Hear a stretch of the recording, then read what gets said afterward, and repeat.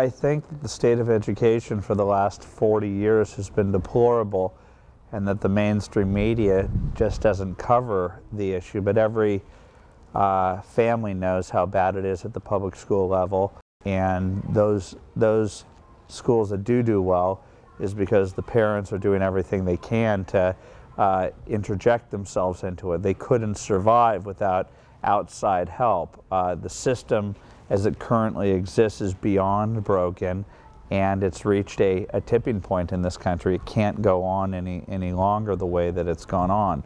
I mean, even people on different sides of the political fence are starting to recognize that this isn't a political issue, and that we're certainly not serving the children with this current system. I think school choice is the beginning of a radical transformation of the decentralization of the education system. I think that getting rid of the education department is ultimately what needs to happen, and this has to become, when people talk about individual citizens having rights in this country, that parents need to be the ones that dictate what values and what ideas their children want to have, and one size fits all does not fit in 21st century America.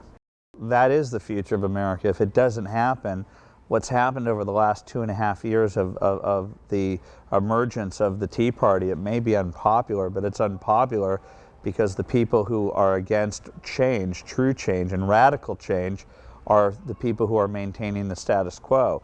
And the status quo in education are the unions. The status quo in education is the mainstream media, which wants to uphold the status quo. The status quo is deplorable, and I think that we're in a point, whether we like it or not, where there is going to be a necessary radical movement within the country where people say we're taking back our local school systems for ourselves, and that will include spreading,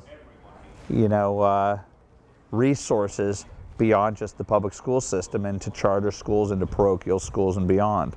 People are starting to wake up to this. There's a movie coming out called Steel Town, starring Viola Davis and Maggie Gyllenhaal and Ving Rhames and Rosie Perez, and this is a mainstream movie that is the film corollary to Waiting for Superman. If liberal Hollywood is starting to get that school choice is the future, then I think the writing's on the wall.